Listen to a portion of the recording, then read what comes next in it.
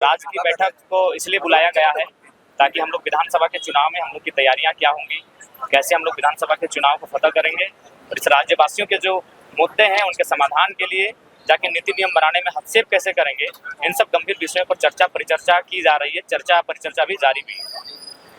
कितने सीटों पर तैयारी है? देखिए 50 से अधिक सीटों पे हमारी तैयारी है, क्योंकि लोकसभा में हम लोग 8 सीटों पे लड़े थे जिनमें 46 सीटें आती है, तो उनमें तो तैयारी है ही है। हर एक क्षेत्र में हमारे केडर हैं, कम है कहीं अधिक है, और विधानसभा चुनाव के नजदीक जाते जाते उनकी संख्या में इजाफा होगा, दुगनी होगी तिगुनी होगी, तो उन सीटों पे लड़ेंगे। उसके अलावा 2-4 विधानसभा लोकसभा छूटे थे, उन सीटों पे भी हम लोग चुनाव लड़ेंगे। लोकसभा का चुनाव कहाँ चुप रही? जी कुछ चूक रही, देखिए समीक्षा हुई है। हाँ, उनकी भी समीक्षा हो रही है। लोकसभा चुनाव जो हुआ उसमें हमारी चूक रही कि हमारे पास जो केडर नहीं थे। चुनाव हम लोगों ने केवल एक इमोशन से चुनाव लड़ा। हमारे पास बूथ में बैठने के लिए बूथ मैनेजमेंट नहीं था।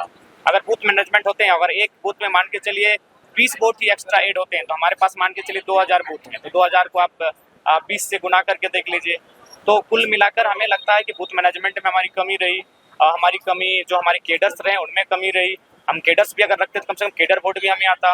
और सबसे महत्वपूर्ण बात होती है कहीं ना कहीं जो एक स्ट्रेटेजी प्लान तैयार होती है, वो प्लान कभी नहीं रहा। हम लोग हमेशा सभाओं में रहे, हमेशा रोड शो में रहे, क्योंकि समय ही नहीं था। क्योंकि बाकी जो दल थे उनके पास बाकी स्टेट से भी लीडर आते थे। इंडिया गठबंधन के पास नहीं करने से भी 1000 स्टार प्रचारक हैं, एनडीए गठबंधन के पास भी 1000 स्टार प्रचारक थे।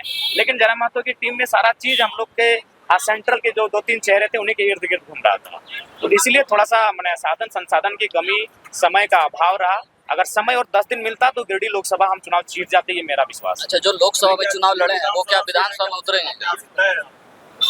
देखिए अनुमानित प्रत्याशी तय हैं और बहुत जल्द उनके नामों की घोषणा कर दी जाएगी। भाजपा का गढ़ था, तो ऐसे में आपके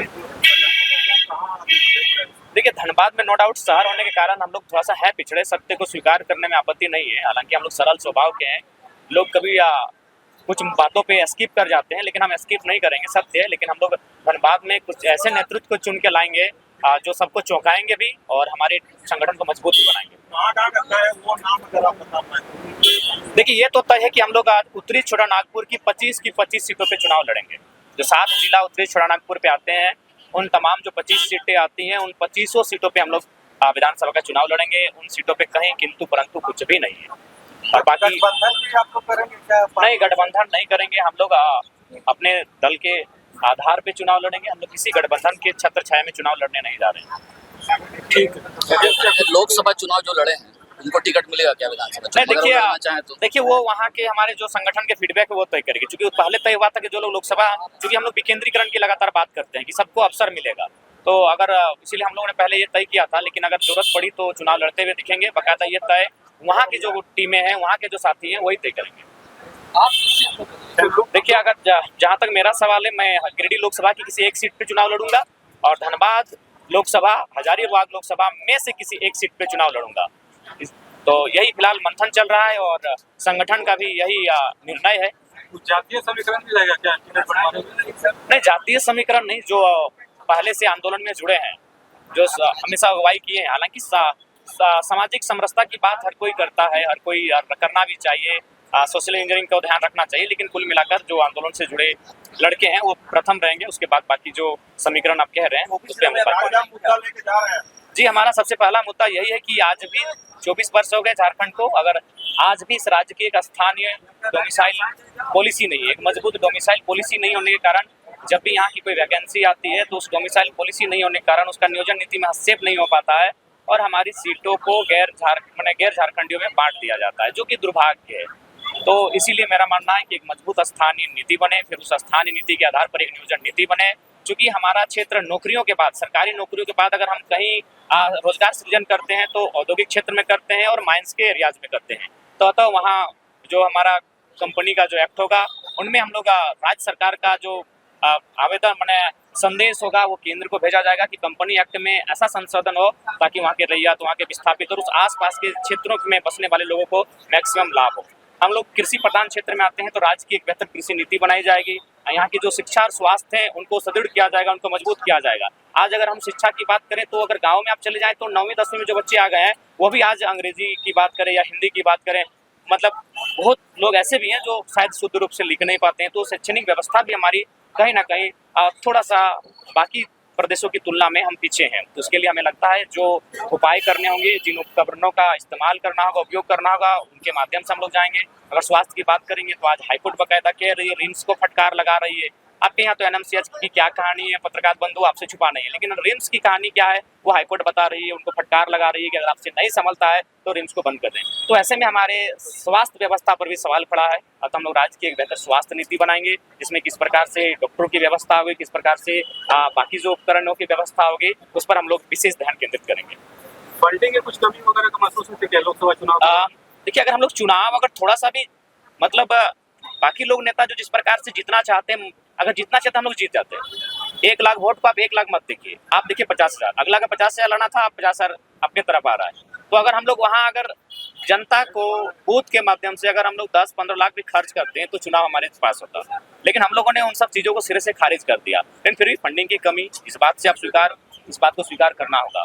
और हम लोग वही जनता का चुनाव, जनता के पैसे से, जनता के लिए, जनता की सुरक्षा के लिए लड़ेंगे। एक ऐसी विधान चले कि सुदूर समर्थकों को कमजोर करने से ज्यादा मतलब नहीं, ऐसा नहीं। अगर ऐसा नहीं है, वो कौन हमें प्रमोट करेगा? यही रणधीर वर्मा का चौक था, यही राजकुमार मंडल जी हमारा इंटरव्यू लेने वाले थे। तो ऐसा थोड़ी था, कोई जानता था कि एक लड़का क्रांति के रूप में आएगा।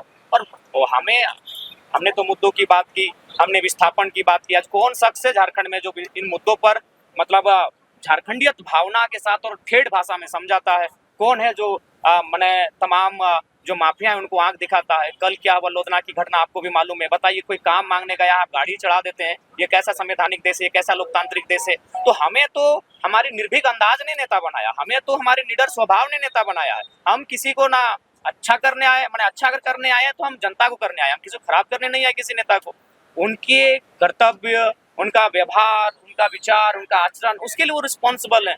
हम अपने राज्य के लिए आए हैं और राज्यवासियों के लिए अच्छा कैसे करेंगे, उस पर हम लोग लगातार चिंतन मंथन। एक बड़ा सवाल उठता है कि 500 रुपया देखिए, चूंकि मानते हैं इस बात को कि हम लोग अभी नई पार्टी है और इन सब जब चीजों में जब ढल रहे हैं तो थोड़ा सा बाकायदा मैं भी जब मंच में था तो मैं मेरे बगल में फरजान जी थे और उषा दी थे। मैंने उनको कानों में कहा कि थोड़ा अनकंफर्ट फील हो रहा है। मैं ये इस प्रकार का मंच, इस प्रकार की कुर्सियां, इसमें थोड़ा मैं अनकंफर्ट फील कर रहा हूँ।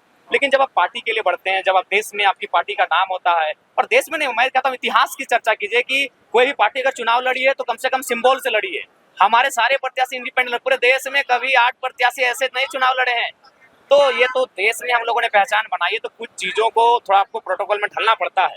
हालांकि हम लोग जल्द चाहेंगे कि इसका वैकल्पिक रास्ता निकले और टाउन हॉल को हम लोग पारसनाथ झुंडा में शिफ्ट करें। इस वातावरण को, इस माहौल को, बस पत्रकार बंधुओं की सुविधा के लिए हम लोग यहाँ तक आए थे कि पत्रकार बंधु गांधी सेवा सदन के सामने ठीक पाए जाते हैं, वहाँ उनका आशियाना है। तो हम लोग चाहते थे कि पत्रकार बंधुओं को इस बार सुविधा हो, इसलिए हम लोग ने टाउन हॉल को चयन किया था, नहीं तो पारसनाथ का ही चयन करते। तो आपकी पार्टी में काफी एक चेहरा और कोई चेहरा नहीं, ऐसा बात नहीं है। मोतीलाल जी को आप जानते हैं, रिजवान जी को आप जानते हैं, फरजान जी को जानते हैं, संजय जी को जानते हैं, मनोज जी को जानते हैं, ऐसे तमाम लोग जानते हैं। आप महिलाओं में पूजा जी को जानते हैं, उषा जी को जानते हैं, दमयंती जी को जानते हैं। ऐसे तमाम चेहरे हैं जो सामने हैं, जिनको सबको जानते हैं। इन चेहरों को विधानसभा में टिकट मिलेगा क्या? जी वाह, इनमें से बहुत सारों को चुनाव में एकदम टिकट मिलेगा ही मिलेगा। एक सवाल कि आने वाले विधानसभा चुनाव में भाजपा देखिए, सबसे पहला बात, कौन किस नजर से देख रहा है वो हम नहीं कहते हैं। हम लोग अपने आप को इस राज्य के विकल्प के रूप में देख रहे हैं। भाजपा हमें विकल्प के रूप में देख रही है, कांग्रेस हमें विकल्प के रूप में देख रही है। वो हमारे लिए मसला नहीं है। हमारे लिए ये मसला है कि हम लोग खुद को, अपने आप को, अपने पार्टी को इस राज्य के आने वाले वर्षों में नए विकल्प के रूप में देख रहे हैं। और ये सत्य है, जिसका उदय होता है उसका अंत होता है।